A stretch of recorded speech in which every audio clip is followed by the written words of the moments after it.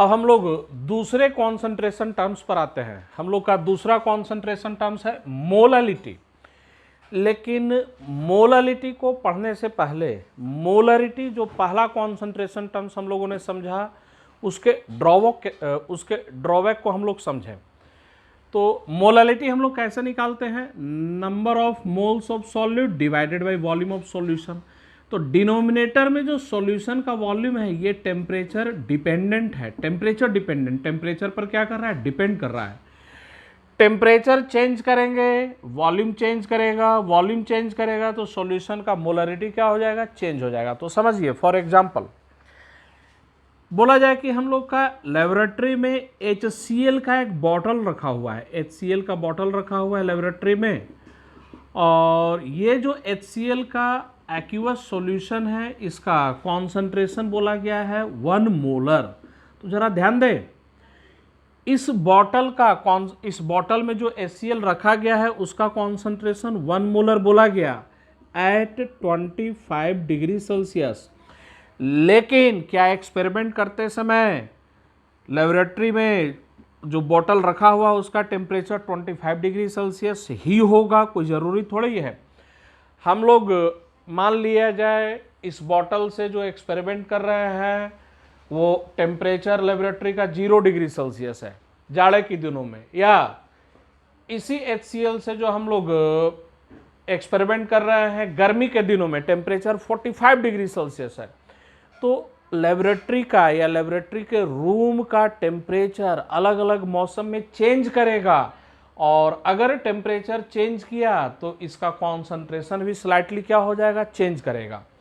तो हम लोग तो जो कैलकुलेशन करेंगे वो 1 मोलर लेकर कर देंगे, लेकिन एक्चुअल में टेम्परेचर चेंज होने के कारण से कॉन्सेंट्रेशन स्लाइट डिफरेंट था, जिसके कारण से हम लोग का एक्सपेरिमेंट में क्या आएगा? एरर बढ़ेगा। तो कॉन्सेंट्रेशन को एक्सप्रेस करने के लिए मोलरिटी बहुत बढ़िया टर्म नहीं होता है। तो बाद में साइंटिस्ट लोगों ने एक नया टर्म डिफाइन किया, मोलरिटी। एक वैसे कॉन्सेंट्रेशन टर्म की जरूरत महसूस हुई जो टेम्परेचर से क्या हो? इंडिपेंडेंट हो। तो उन्होंने दूसरा टर्म डिफाइन किया, मोलरिटी। कैसे डिफाइन किया? तो number of moles of solute per kg of solvent, solvent के 1 केजी में सॉल्यूट का जितना नंबर ऑफ मोल्स है उसी को उन्होंने क्या बोला? मोलरिटी। तो इट इज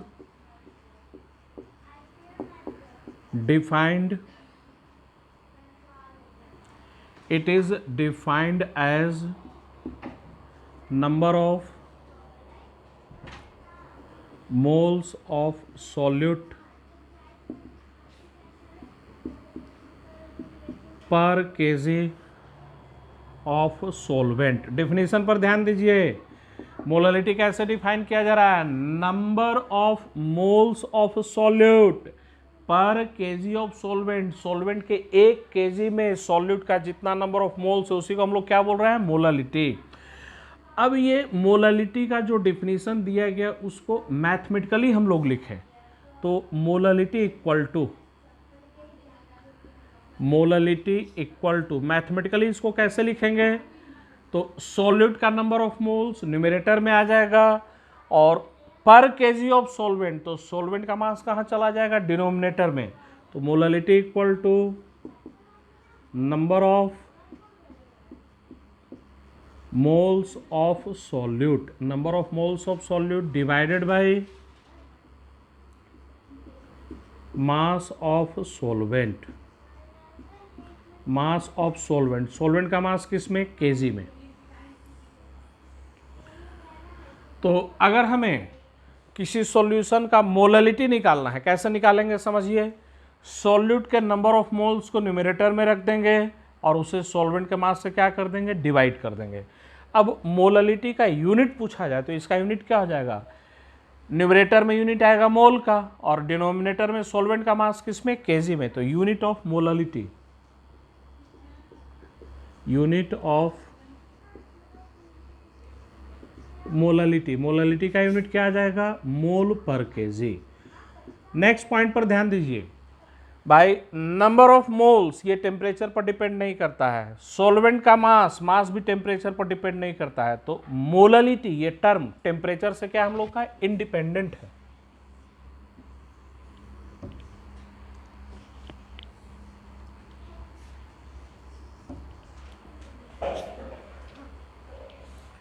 तो next point, molality is temperature independent. Molality हम लोग का टेम्परेचर से क्या है, इंडिपेंडेंट है। अगर पूछा जाए मोलरिटी और मोललिटी में कॉन्सेंट्रेशन एक्सप्रेस करने का बेटर टर्म, तो बेटर टर्म कौन सा होगा, मोललिटी। रीजन, तो मोललिटी टेम्परेचर से क्या होता है, इंडिपेंडेंट होता है। अच्छा, क्वेश्चन करते समय कुछ वर्ड्स हम लोग को मिलते हैं। एक मिलता है हम लोग का मोलर सॉल्यूशन, मोलर सॉल्यूशन, और दूसरा वर्ड मिलेगा हमें मोलल सॉल्यूशन। तो इन दोनों वर्ड के डिफरेंस पर ध्यान दीजिए। अगर कभी क्वेश्चन करते समय मोलर वर्ड बोला जा रहा है तो मोलर मोलरिटी के लिए यूज किया जा रहा है, और मोलल ये मोलल वर्ड मोललिटी के लिए यूज किया जाता है। तो अगर मोलर सॉल्यूशन की बात कर रहा है तो ये मोल पर लीटर की बात कर रहा है, और मोलल सॉल्यूशन की बात कर रहा है तो ये मोल पर केजी की बात कर रहा है।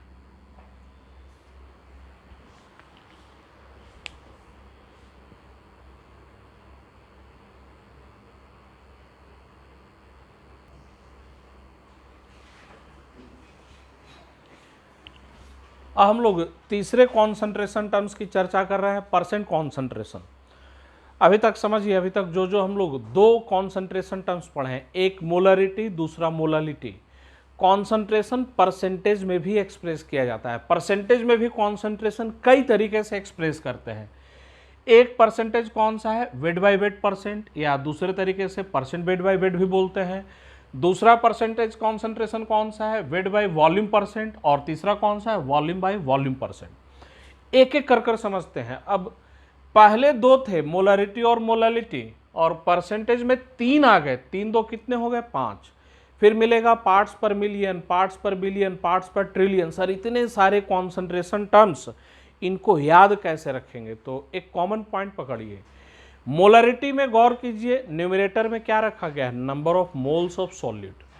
मोललिटी में भी न्यूमरेटर में क्या रखा गया है, number of moles of solute, ठीक है ना। तो पहले इन टर्म्स को हम लोग देखें, समझें, उसके बाद हम लोग समझेंगे। वेट बाय वेट परसेंट हम लोग कैसे निकालते हैं, weight by weight percent equal to mass of solute divided by mass of solution into 100। अभी पहले चीज़ों को समझना है, मैं फॉर्मूला लिख दे रहा हूँ। वेट बाय वॉल्यूम परसेंट हम लोग कैसे निकालेंगे, weight by volume percent, mass of solute divided by volume of solution into 100, ये हुआ weight by volume percent. Volume by volume percent कैसे निकालेंगे,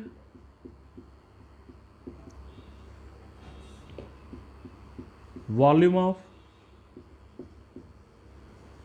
solute divided by volume of solution into 100 mass of solute gram में, volume of solution millilitre में। अब इस पर थोड़ा गौर करें, पहले समझिए, ये जो परसेंटेज में तीन कॉन्सेंट्रेशन के टर्म्स दिए गए हैं, weight by wait, wait by volume या वॉल्यूम बाय वॉल्यूम परसेंट, एक एक चीज़ों को ऑब्जर्व कीजिए। यहाँ भी न्यूमरेटर में सॉल्यूट, यहाँ भी न्यूमरेटर में सॉल्यूट, यहाँ भी न्यूमरेटर में सॉल्यूट है। मोलरिटी पढ़े थे, वहाँ भी न्यूमरेटर में सॉल्यूट था, मोललिटी भी मोललिटी के केस में भी न्यूमरेटर में क्या था, सॉल्यूट था। तो एक कॉमन कंक्लूजन हम लोग को ध्यान में रखना है, कॉन्सेंट्रेशन के किसी भी टर्म की बात करें, चाहे वो मोलरिटी हो, मोललिटी हो, परसेंटेज कॉन्सेंट्रेशन हो, पार्ट्स पर मिलियन हो, बिलियन हो, ट्रिलियन या नॉर्मलिटी, या कोई भी कॉन्सेंट्रेशन का टर्म्स हो, न्यूमरेटर में ऑलवेज किसको रखना है, सॉल्यूट को रखना है। ये पहला पॉइंट कंठस्थ कर लेना है। दूसरे पॉइंट पर आते हैं। मोलालिटी को छोड़कर कॉन्सेंट्रेशन के जितने भी टर्म हैं सब में डिनोमिनेटर में सॉल्यूशन को रखा जाता है। मोलालिटी के केस में डिनोमिनेटर में क्या रखा गया है, तो मास ऑफ सोलवेंट को रखा गया है।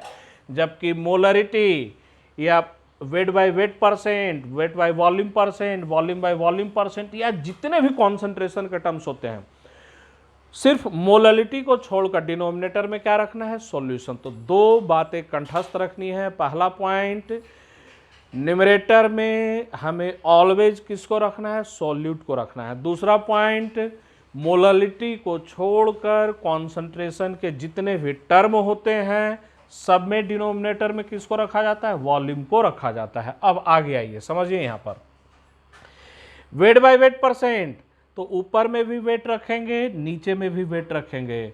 वेट बाय वॉल्यूम, न्यूमरेटर में वेट रखना है, डिनोमिनेटर में वॉल्यूम रखना है। वॉल्यूम बाय वॉल्यूम परसेंट, तो वॉल्यूम बाय वॉल्यूम, तो न्यूमरेटर में भी वॉल्यूम, डिनोमिनेटर में भी वॉल्यूम। न्यूमरेटर में सॉलिड का, डिनोमिनेटर में सॉल्यूशन का। मैं फिर से रिपीट करता हूं, wait by weight percent, numerator में भी वेट, डिनोमिनेटर में भी वेट। न्यूमरेटर में सॉलिड का, डिनोमिनेटर में सॉल्यूशन का। Wait by volume percent, wait by volume, ऊपर में वेट, नीचे में वॉल्यूम। वेट किसका, ऊपर में सॉल्यूट का, नीचे में वॉल्यूम किसका, सॉल्यूशन का। वॉल्यूम बाय वॉल्यूम, तो न्यूमरेटर में भी वॉल्यूम, डिनोमिनेटर में भी वॉल्यूम। न्यूमरेटर में सॉल्यूट का, डिनोमिनेटर में सॉल्यूशन का। अब यूनिट की बात करें, देखिए यहां पर जो हम लोग को यूनिट लेकर चलना है, ये नहीं 1 ग्राम में दूसरा केजी में, वो गलती कभी नहीं करना है। अगर सॉल्यूट का वेट या मास ग्राम में है तो सॉल्यूशन का भी वेट या मास किस में होगा, ग्राम में। अगर सॉल्यूट केजी में तो सॉल्यूशन भी केजी में। सॉल्यूट मिलीग्राम में तो सॉल्यूशन भी मिलीग्राम में। यूनिट सेम लेकर चलना है। यहाँ पर आ जाए, वॉल्यूम बाय वॉल्यूम, दोनों वॉल्यूम है तो चाहे वॉल्यूम लीटर में ले, मिलीलीटर में ले, मीटर क्यूब में ले, उससे कोई फर्क नहीं पड़ेगा, लेकिन यूनिट सेम होना चाहिए। अगर सॉल्यूट का वॉल्यूम मिलीलीटर में तो सॉल्यूशन का वॉल्यूम भी मिलीलीटर में। सॉलिड का वॉल्यूम लीटर में तो सॉल्यूशन का वॉल्यूम भी लीटर में। हाँ, यहाँ पर सावधानी रखना है, वेट बाय वॉल्यूम परसेंट में बिल्कुल सावधानी रखना है। सॉलिड का वेट या मास अगर ग्राम में लेते हैं तो सॉल्यूशन का वॉल्यूम किस में लेना है, मिलीलीटर में लेना है। ये पॉइंट कंठस्थ रखना है। चलिए, तो ये अब हम लोग समझ गए ये 3 कैसे याद रखने हैं। फटाफट बिना इधर देखे सिर्फ मेरी ओर देखिए। वेट बाय वेट परसेंट, ऊपर में वेट, नीचे में वेट। ऊपर में वेट सॉल्यूट का, नीचे में वेट सॉल्यूशन का, मल्टीप्लाइड बाय 100। परसेंटेज है, परसेंटेज कितने के रेस्पेक्ट में, 100 के रेस्पेक्ट में, तो 100 से मल्टीप्लाई कर देंगे। फिर वेट बाय वॉल्यूम परसेंट बोलिए, ऊपर में वेट, नीचे में वॉल्यूम। ऊपर में वेट किसका, सॉल्यूट का, नीचे में वॉल्यूम किसका, सॉल्यूशन का, multiplied by 100। Volume by volume percent बोलिए, ऊपर में वॉल्यूम, नीचे में भी वॉल्यूम। ऊपर में वॉल्यूम किसका, सॉल्यूट का, नीचे में वॉल्यूम किसका, सॉल्यूशन का, मल्टीप्लाइड बाय 100। अब एक एक कर यूनिट पर आते हैं। ये सब कॉपी में लिखने की जरूरत नहीं है, अपने से मेंटली बताते चलना है। वेट बाय वेट परसेंट, इसका कोई यूनिट नहीं होगा। वेट और वेट ये दोनों कैंसल आउट हो जाएंगे। वेट बाय वॉल्यूम परसेंट, तो इसका यूनिट होगा, क्या होगा, ग्राम पर ml। या अगर इसे केजी में लिखेंगे तो ये लीटर में आ जाएगा, तो ग्राम पर ml या केजी पर litre. Volume by volume percent का यूनिट पूछा जाए तो वॉल्यूम बाय वॉल्यूम परसेंट का कोई यूनिट नहीं होगा। अब टेम्परेचर डिपेंडेंट या इनडिपेंडेंट वो बताइए। दोनों जगह ऊपर और नीचे में दोनों जगह मास है, तो ये wait by weight percent temperature से इनडिपेंडेंट है। यहाँ पर वॉल्यूम का टर्म आ गया तो ये टेम्परेचर डिपेंडेंट है। यहाँ भी वॉल्यूम का टर्म आ गया, ये भी टेम्परेचर क्या है, डिपेंडेंट है। तो volume by volume percent temperature dependent, wait by volume percent temperature dependent, wait by weight percent temperature independent.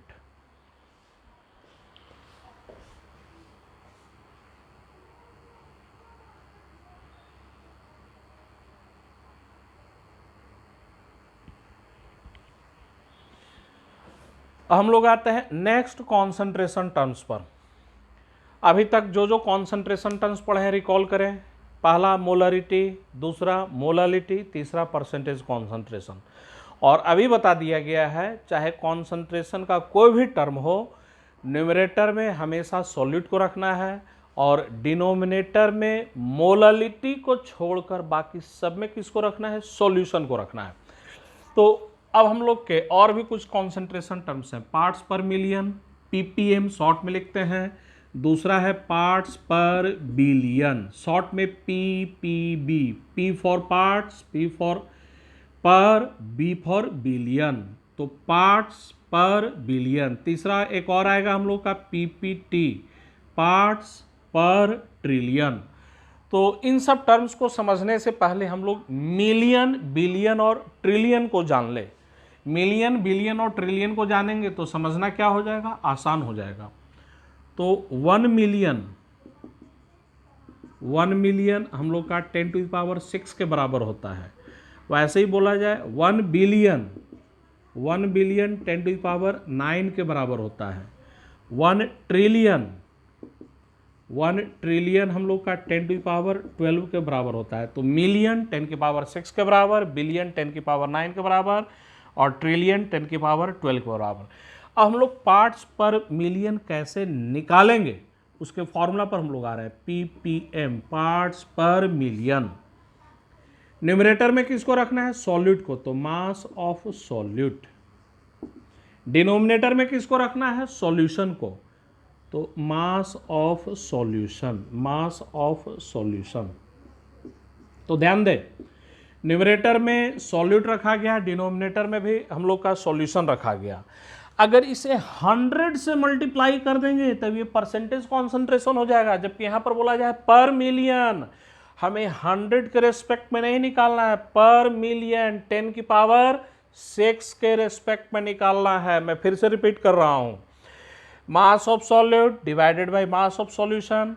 Numerator में सॉल्यूट रख दिया हम लोगों ने, डिनोमिनेटर में सॉल्यूशन रख दिया। 100 से मल्टीप्लाई करेंगे तो ये परसेंटेज कॉन्सेंट्रेशन होगा। 100 के रेस्पेक्ट में निकाल रहे हैं, हमें निकालना है पर मिलियन 10⁻6 के रेस्पेक्ट में। तो इसे कितने से मल्टीप्लाई करेंगे, 10⁻6 से। तो ये पार्ट्स पर मिलियन निकालने का हम लोग का क्या हो गया, एक्सप्रेशन हो गया, फॉर्मूला हो गया। बाकी इसके कॉन्सेप्ट पर भी हम लोग आएंगे। अब अगर आप लोग पार्ट्स पर मिलियन समझ गए होंगे तो अब खुद से बताइए, पार्ट्स पर बिलियन, पार्ट्स पर बिलियन, पीपीबी कैसे निकालेंगे हम लोग, तो पार्ट्स पर बिलियन ये आप लोग को बताना है। चलिए उसके बाद नेक्स्ट हम लोग आते हैं पार्ट्स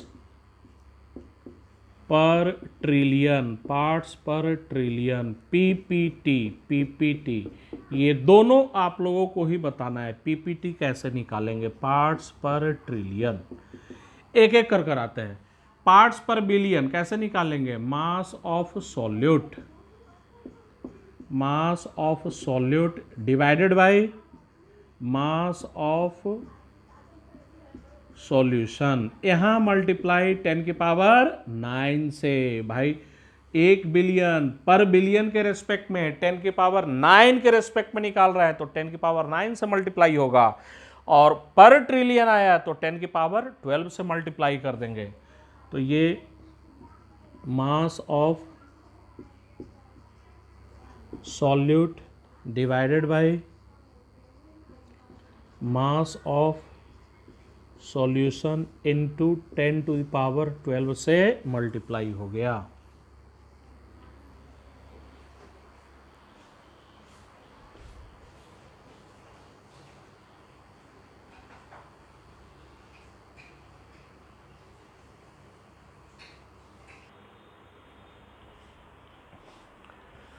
तो ये तो था पार्ट्स पर मिलियन, बिलियन या ट्रिलियन हम लोग निकालेंगे कैसे। तो एक बार कॉन्सेप्ट पर जाने से पहले इसको रिवाइज करें। पार्ट्स पर मिलियन निकालना हो, पार्ट्स पर बिलियन निकालना हो या पार्ट्स पर ट्रिलियन निकालना हो, फॉर्मूला तो तीनों का दे दिया गया। पार्ट्स पर बिलियन निकालना हो, सॉरी पार्ट्स पर मिलियन निकालना हो, न्यूमरेटर में भी सॉल्यूट का मास, डिनोमिनेटर में सॉल्यूशन का मास, इसे 10⁻6 से मल्टीप्लाई कर देंगे। पार्ट्स पर बिलियन निकालना हो, न्यूमरेटर में सॉल्यूट का मास, डिनोमिनेटर में सॉल्यूशन का मास, इसे 10⁻9 से मल्टीप्लाई कर देंगे।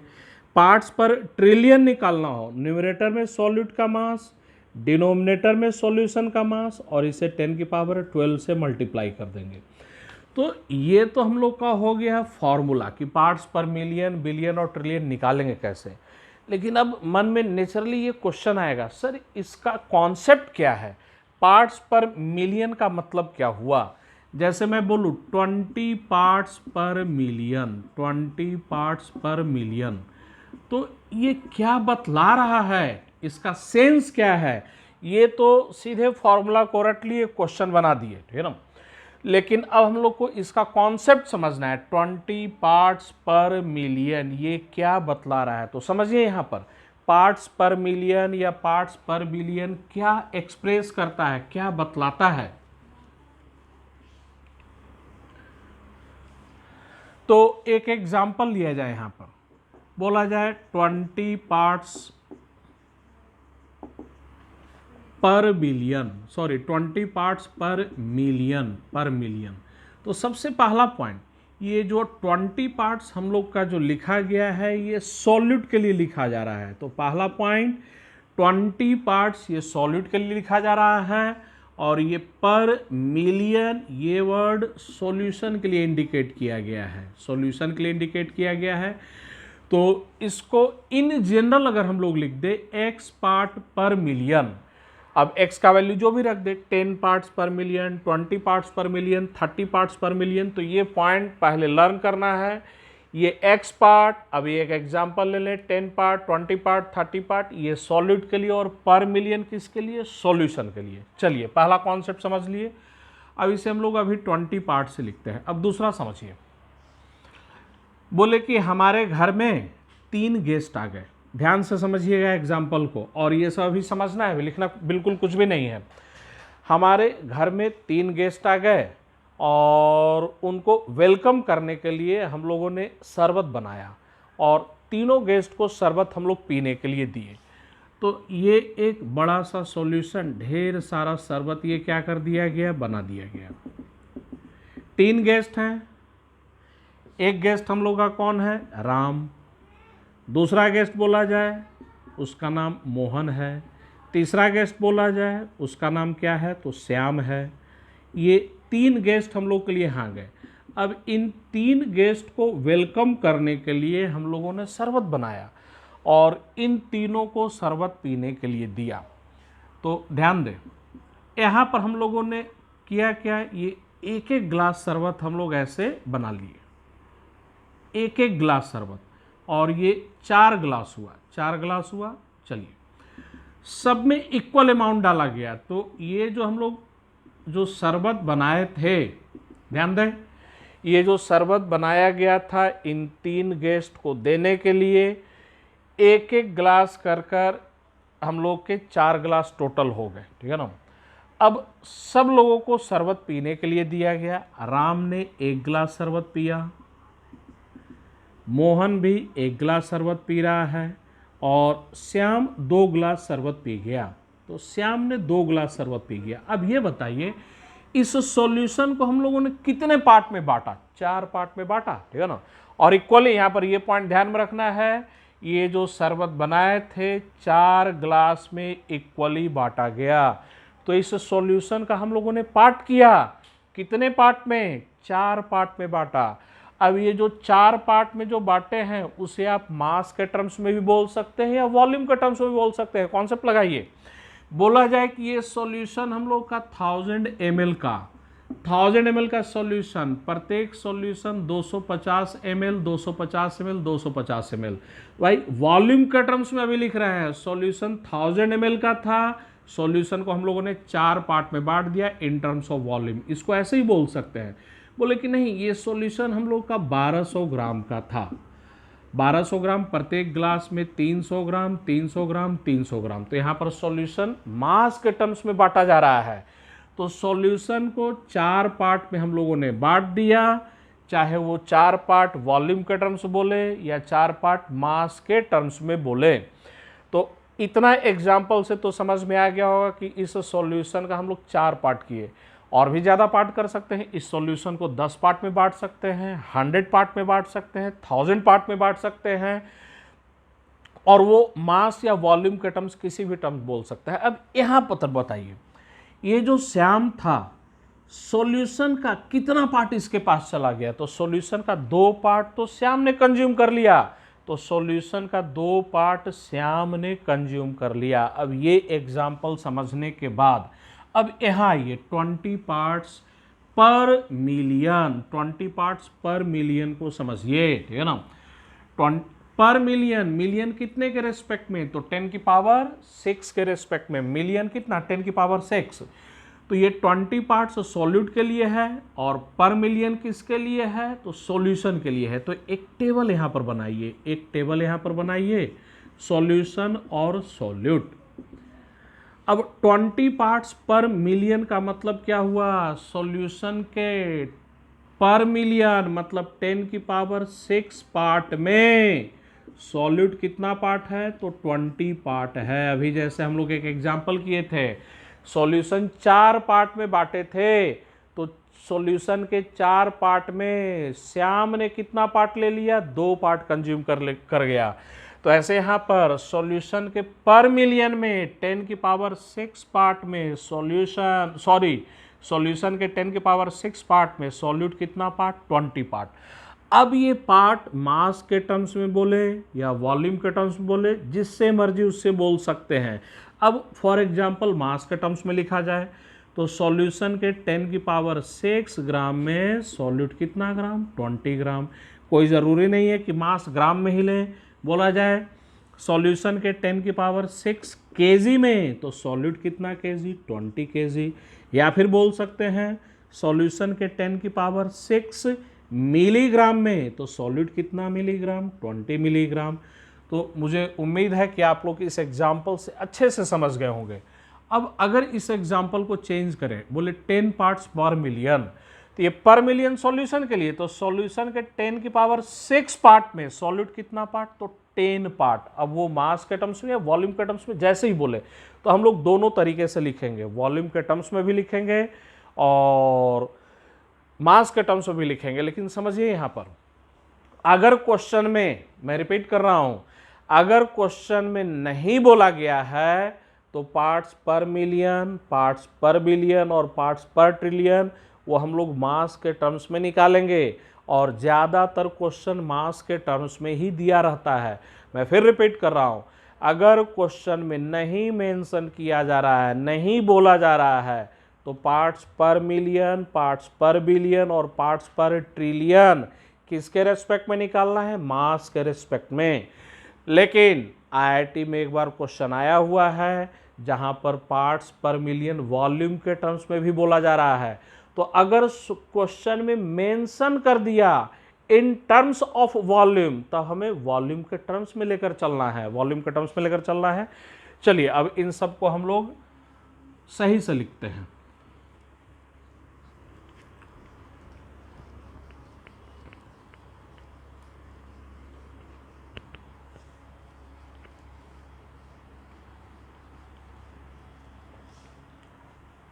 इन जनरल लिखा जाए x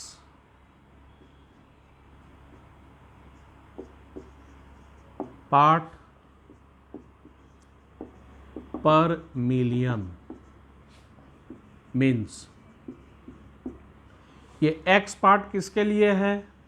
तो ये सॉल्यूट के लिए है और ये पर मिलियन किसके लिए बोला जा रहा है? तो सॉल्यूशन के लिए बोला जा रहा है। तो x पार्ट पर मिलियन मीन्स इसका मतलब क्या होगा? तो एक टेबल बना लीजिए, solution solute.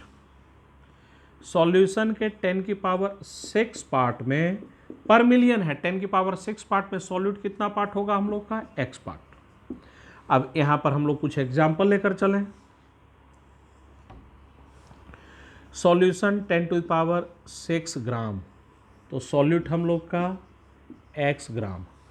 Solution 10 to the power 6 milligram तो सॉल्यूट हम लोग का x milligram. Solution 10 to the power 6 kg तो सॉल्यूट हम लोग का x केजी। ये मास के टर्म्स में है। अब यहीं पर हम लोग वॉल्यूम के टर्म्स में भी लिख लेते हैं। सॉल्यूशन 10⁶ मिलीलीटर, तो सॉल्यूट कितना मिलीलीटर, x मिलीलीटर। वैसे ही बोला जाए सॉल्यूशन 10⁶ लीटर, तो सॉल्यूट कितना लीटर हम लोग का, x लीटर। अब अगर पार्ट्स पर बिलियन का फॉर्मूला लिखा जाए वॉल्यूम के टर्म्स में, तो इन टर्म्स ऑफ वॉल्यूम, वॉल्यूम के टर्म्स में लिखा जाए तो पार्ट्स पर मिलियन कैसे लिखेंगे, तो वॉल्यूम ऑफ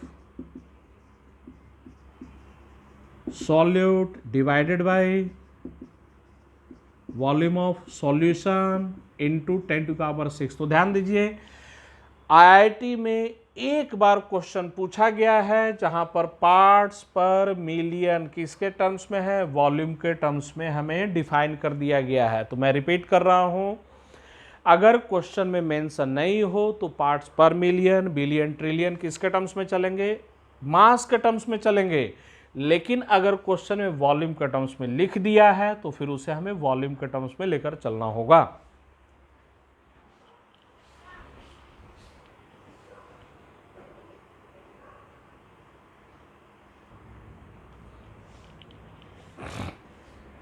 नेक्स्ट पॉइंट पर आइए, नोट में कर दे दिया गया है। नोट में कर 2 पॉइंट दिए गए। पहला point, if not mentioned in numerical problem then PPM, PPB and PPT are expressed in terms of mass. तो अगर न्यूमेरिकल प्रॉब्लम में मेंशन नहीं कर रहा है तो पार्ट्स पर मिलियन, पार्ट्स पर बिलियन, पीपीबी और पीपीटी को किस में एक्सप्रेस करना है, मास के टर्म्स में। अब बी वाले पॉइंट को समझिए, पार्ट्स पर मिलियन, पार्ट्स पर बिलियन एंड पार्ट्स पर ट्रिलियन आर यूज्ड, कहाँ यूज किया जाता है, फॉर वेरी डाइल्यूट सॉल्यूशन। तो पीपीएम, पीपीबी एंड पीपीटी ये कब यूज करते हैं, जब सॉल्यूशन बहुत ही ज़्यादा क्या हो, डाइल्यूट हो। तो फॉर वेरी डाइल्यूट सॉल्यूशन के लिए यूज किया जाता है। तो पार्ट्स पर मिलियन, बिलियन एंड ट्रिलियन ये तब यूज करेंगे जब सॉल्यूशन बहुत ही ज़्यादा डाइल्यूट होगा। अब डाइल्यूट सॉल्यूशन का मतलब समझिए, दैट इज, इसका मतलब क्या है, तो solute is present in trace amount. Trace का मतलब बहुत ही कम, नेग्लिजिबल अमाउंट में। तो अगर सॉल्यूट बहुत ही कम अमाउंट में प्रेजेंट है, वैसे ही सॉल्यूशन को हम लोग क्या बोलते हैं, वेरी डाइल्यूट सॉल्यूशन। इसको एक एग्जांपल से समझिए। बोला जाए कि ये हम लोग का एक बाल्टी पानी लिया गया, ऐसे समझिए, ये एक बाल्टी पानी लिया गया है, बोला गया 20 kg वाटर है, 20 kg 20,000 ग्राम वाटर है।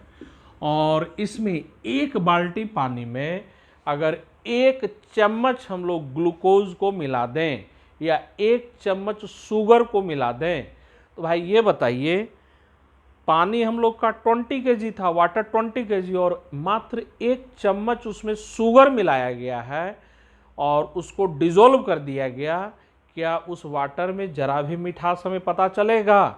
भाई एक बाल्टी पानी, इतना पानी हम लोग लिए और इसमें 1 चम्मच क्या कर दिए, 1 चम्मच शुगर मिला दिए, तो उस पानी में शुगर का मिठास हमें बिल्कुल भी पता नहीं चलेगा। लेकिन एक सॉल्यूशन तो बन गया, शुगर को हम लोगों ने वाटर में क्या कर दिया, डिसॉल्व कर दिया, तो एक सॉल्यूशन बना दिए।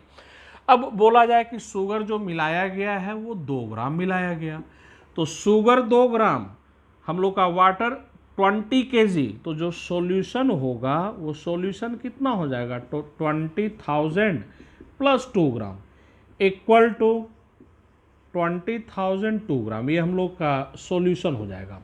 और अब अगर देखें तो सॉल्यूशन का मास एग्जैक्टली कितना, तो 20 kg और 2 ग्राम। लेकिन अगर अप्रोक्सीमेटली बोले तो सॉल्यूशन का मास कितना हम लोग का, तो 20,000 ग्राम ही।